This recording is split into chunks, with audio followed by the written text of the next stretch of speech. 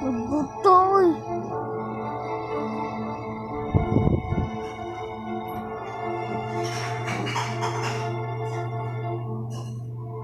Napakawalang yan talagang babae mo, Nay. Kaya maingay, marinig ka pa ng tatay mo.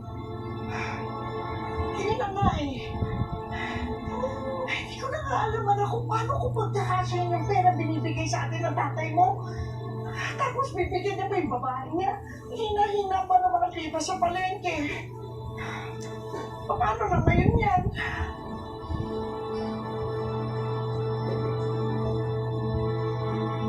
Huwag po kayo mag-alala, Nay. Pag nagkaroon po ako ng laban, bibigyan ko po kayo ng pera. Tsaka, alam po nila kung tsaka naghanap po ako ng laban para po makatulong po sa inyo. Ang saan sa boxer? Boxer. Ano siya lang, ka? Ang siyang po yun, eh. Ano to? Advertise. Ano naman na? Skip. Okay. Okay. Sa may tunga. Ulo naman may gamit, anak. Close pa kayo nun? Close? Hindi.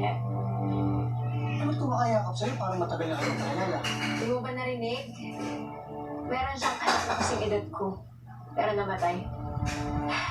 Kawawa rin pala si Aling Beng, no? Kawalan siya ng Oo anak. naman siya.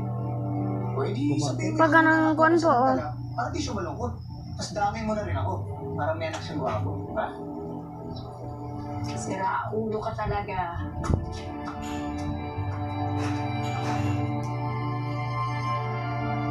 Oh, kaya mukha mo. Parang wala rin nang iniisip mo. May problema kasi nanay ka. Tama yung hinala ko noon nakita ko siya. Parang naroon naman. Kung nakita ko malungkot ang mga mata niya. Marina. Hindi tayo pa. Samantang. May nangyayari para sa pamilya namin. Ako ani ipa 3 minutes. Kailangan ko makita nanay ko. Eh, Mara! paano siya?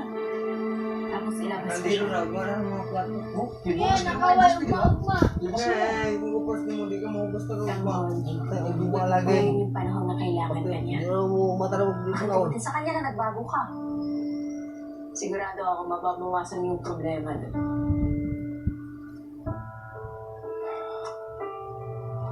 Tama ka, Bubbles. Siguro nga ito yung tamang panahon para